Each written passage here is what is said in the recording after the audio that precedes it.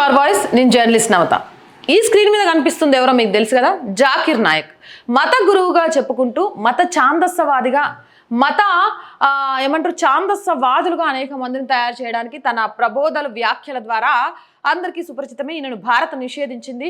ఈ మధ్య కాలంలోనే భారత్లోని రైళ్ల మీద, జనం ఎక్కువగా వచ్చే రైళ్ల మీద ప్రతాపం చూపించండి, హిందువులకు మద్దతుగా ఉండే నాయకుల మీద మీ ప్రతాపం చూపించండి అని రెచ్చగొట్టే వ్యాఖ్యలు చేస్తున్న జాకిర్ నాయక్ కాంగ్రెస్ పార్టీ భారతదేశానికి సనాతన ధర్మానికి వంచించి వర్క్ బోర్డుకి ఎలాంటి అధికారాలను ఇచ్చింది, పర్సనల్ వర్క్ బోర్డు లా ద్వారా కాంగ్రెస్ ఒక వర్గానికి ఎలాంటి మేలు చేసింది, ఆ మేలు కోసం దేశ హితాన్ని కూడా ఎలా మర్చిపోయింది అనేది ఆయన మాటల ద్వారా మీకు వినిపిస్తాను. ఇది చాలా శాస్త్రి గారు రాసిన ఆర్టికల్, చాలా మంచిగా అనిపించింది, చాలా మందికి తెలియాలి అనే ఉద్దేశంతో ఈ వీడియో చేయడం జరుగుతుంది. ముందుగా జాకిర్ నాయక్ ఏం మాట్లాడారో చూద్దాం.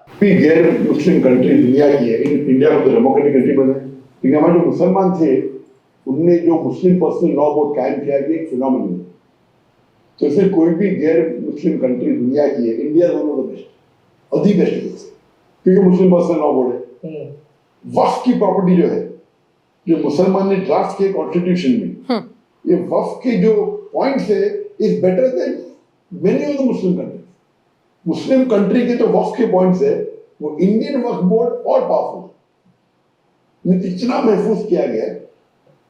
రైట్, అర్థమైంది కదా. ఇది ఏదో ఒక ఛానల్ కనుకుంటా, అక్కడ ఆ ఛానల్కి ఇచ్చిన ఇంటర్వ్యూలో జాకిర్ నాయక్ మాట్లాడిన వ్యాఖ్యలు. సో మీ అందరికీ తెలియడం కోసం ఆ ఛానల్లోని చాడా శాస్త్రి గారు రాసిన ఒక 30 సెకండ్స్ క్లిప్ని వాడుకోవడం జరిగింది.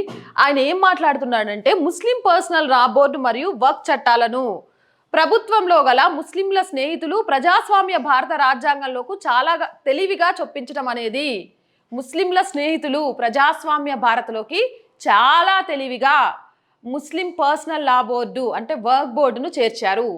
మరి ఎవరి ముస్లింల స్నేహితులు, ఎవరి పర్సనల్ లాని తీసుకొచ్చింది? కాంగ్రెస్ పార్టీ. ఎలాంటి మొహమాటం లేకుండా చెప్పుకోవచ్చు. ఈరోజు వర్క్ బోర్డుకి సనాతన ధర్మం మీద ఉన్న ఈ భారతదేశంలో దేవాదాయ ధర్మాదాయ శాఖలకు లేని ఒక చట్టాన్ని, ఒక శక్తిని ఇచ్చింది అంటే అది కాంగ్రెస్ పార్టీనే.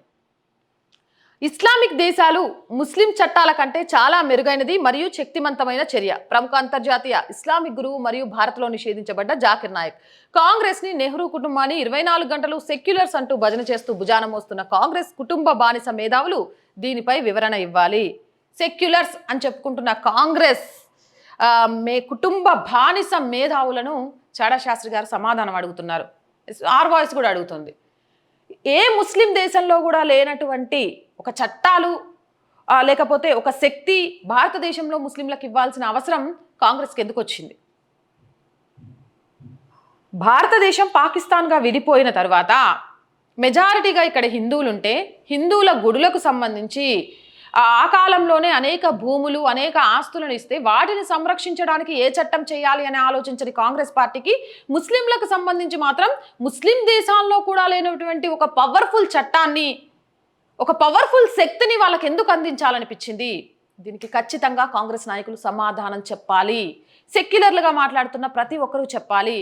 ఇలా అడ్డమైన శక్తులను కల్పించిన ఆ శక్తులను తగ్గించకపోతే రేపు భారతదేశానికి పెను ప్రమాదంగా మారే అవకాశం ఉంది. కాబట్టి ఏదైతే వర్క్ బోర్డ్ సవరణ విషయంలో కేంద్రం ట్రిబ్యునల్ ఏర్పాటు చేసిందో వాళ్ళంతా త్వరగా నిర్ణయం తీసుకొని దీనికి సంబంధించి సవరణలు అనేది జరగాలి.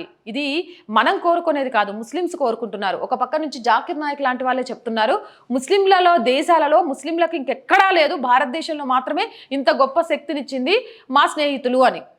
అంటే కాంగ్రెస్ ఎంత కుతంత్ర బుద్ధిని భారతదేశం మీద చూపించింది అనేది చాలా క్లియర్గా అర్థమవుతుంది. మీరేమంటారు? కామెంట్ సెక్షన్లో పెట్టేయండి.